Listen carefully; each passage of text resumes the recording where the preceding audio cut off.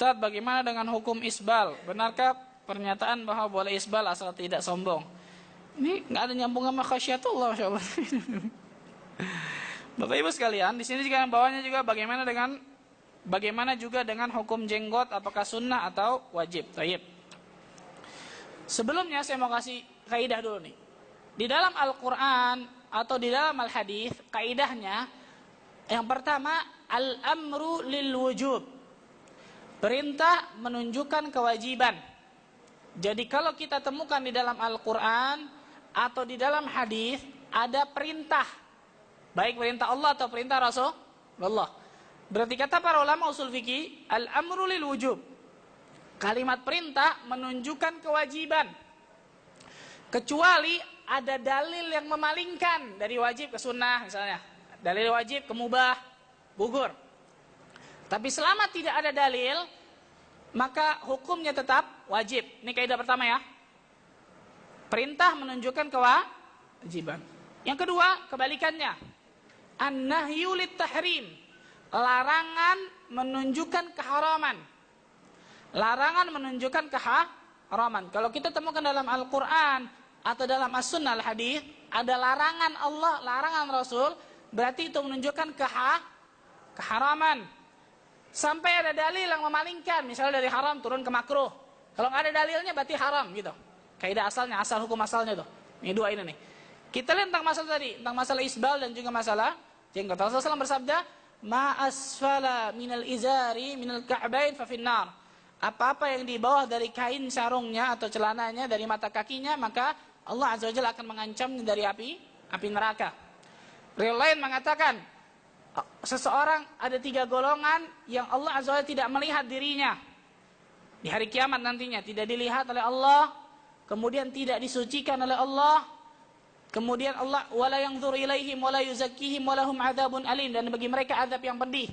Di antaranya al-musbilu izarahu, orang yang musbil kainnya, orang yang musbil celananya di bawah mata kakinya. Ada ulama mengatakan, khilaf ulama tentang masalah ini. Imam Nawawi mengatakan di antaranya isbal ketika menjulurkan, bagi laki-laki ya, bagi laki-laki isbal melebihi mata kakinya, Imam Nawawi mengatakan hukumnya makruh. Karena hadis ini menjadi pengait gitu. Kalau tidak sombong maka termasuk makruh gitu. Tapi ulama lain mengatakan, dan ini insya Allah lebih rajih, dari dua dalil ini berbeda. Apa bedanya? Dua-duanya beda dari yang namanya azabnya. Yang pertama, hadis pertama mengatakan, "Ma asfala minal ka'bain minal izar fa finnar." Apa-apa yang di bawah mata kaki dari celana seseorang, maka itu diancam dengan api neraka.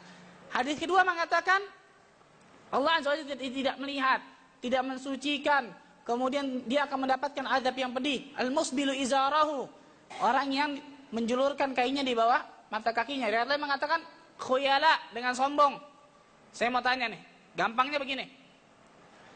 Nak, jangan keluar dari pintu ini. Kalau keluar, ayah pukul. Perkataan kedua ayahnya mengatakan, "Nak, jangan keluar dari pagar ini. Kalau enggak, ayah akan pukul dan juga akan usir." Ancamannya beda enggak? Yang pertama, jangan keluar dari pintu ini, ayah akan pukul. Jangan keluar dari pintu ini dan juga jangan keluar dari pagar ini, atau ayah akan pukul dan juga ayah akan usir dari rumah. Hadis tadi lihat mengatakan, ada dua hadis. Yang pertama mengatakan, seseorang yang kainnya di bawah mata kakinya atau celana di bawah mata kakinya tanpa sombong. Rasulullah tidak menyatakan ada sombong atau tidak nih. Ma asfala minal ka'bain minal izar fa finnar. Apa-apa yang kain di bawah mata kakinya maka itu dalam api neraka. Rasul tidak menyatakan sombong atau tidak. Yang kedua, ketika sombong disertai dengan sombong, azabnya lebih besar. Oleh karena itu kata para ulama usul fikih, yang seperti ini tidak bisa dikaitkan antara mutlak dan muqayyad. Kenapa? Karena azabnya berbeda. Karena azabnya, siksanya berbeda. Kalau yang pertama diancam oleh neraka, yang kedua bukan cuma diancam oleh neraka, tidak dilihat oleh Allah, tidak disucikan hari kiamat, mendapatkan azab pedih. Kalau seseorang ketika menjulurkan kainnya di bawah mata kaki dengan sombong. Hadis lain mengatakan, ketika seorang laki-laki kemudian datang kepada Umar bin Khattab setelah Umar ditikam.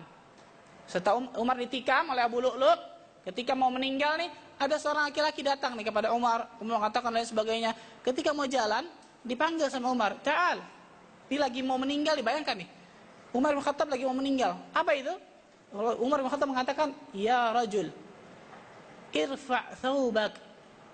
Angkat celanamu, angkat apa? Gamismu, angkat bajumu, angkat sarungmu. Karena itu lebih mensucikan dirimu dan lebih bertakwa kepada Allah. Lagi genting nih, bayangkan. Lagi apa? Lagi genting ketika menghadapi sakaratul maut, ditusuk dengan 7 tusukan oleh Abu Lu'lu' al-Majusi. Kata para ulama, kalau perkara itu bukan perkara yang sangat penting, nggak mungkin Umar bin Khattab sampai mengatakan kepada orang tersebut ketika mau jalan suruh dipanggil lagi sama Umar. Karena Umar melihat apa bajunya, gamisnya, sarung celananya sampai melebihi mata kaki. "Irfa' thawbak," kata Umar bin Khattab. Angkat celanamu, angkat sarungmu atau angkat gamismu, karena itu lebih bertakwa kepada Allah dan akan lebih menjadikan engkau bersih dari segala macam kotoran dan sebagainya. Dan ini yang lebih rajin insyaallah, pendapat yang lebih anak pegang, yaitu ketika seorang laki-laki ya, bukan perempuan. Sekarang kebalik, subhanallah. Perempuan ditinggiin setinggi-tingginya, laki-laki sebaya, masya Allah. Haula wala quwata illa billah. Perempuan pakai segini, sepaha lah, ini macam-macam, setinggi-tingginya tuh. Laki-laki sependek-pendek, masya Allah. Ini kebalik nih, akhir zaman sudah kebalik, masya Allah. Pada hakikatnya seorang perempuan, maka harus sampai yang namanya apa? Harus sampai namanya kakinya. Bahkan Rasulullah menyebutkan sejengkal lebih daripada itu, bahkan sehasta lebih, jangan lebih lagi. Kalau bisa seperti itu maka lebih ahsan. Tapi kalau laki-laki, irfa' thawbak, maka angkat celana kita, angkat yang namanya baju kita, angkat sarung kita di atas mata kaki. Ini menunjukkan bahwa yang namanya isbal ada perkara yang diharamkan. Ini pendapat yang lebih anak pegang. Dan yang kedua, masalah hukum jenggot itu sendiri tadi tuh. Perkara tadi tuh. Yang namanya perintah menunjukkan apa? Kewajiban. Rasulullah SAW bersabda, "A'ful liha." Riwayat lain mengatakan, "Auful liha." Peliharalah apa? Jenggot. Wa ahfu syawarib. Kemudian tipiskan kumismu.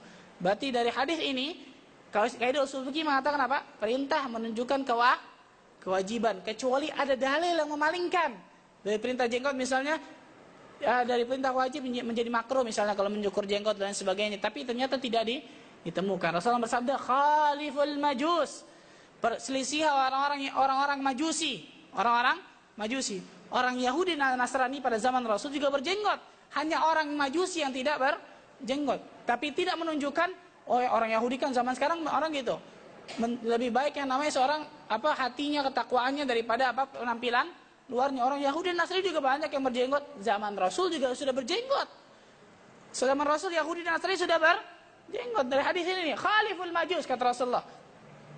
Selisilah orang-orang Majusi. Apa itu? A'ful liha. Perihalalah jenggotmu, wa ahful liha. Kemudian tipiskan dari kumis muka. Yang lebih rajin dari sunnah Rasul adalah yang namanya seorang mencukur jenggotnya adalah perkara yang diharamkan oleh Allah tabaraka wa taala.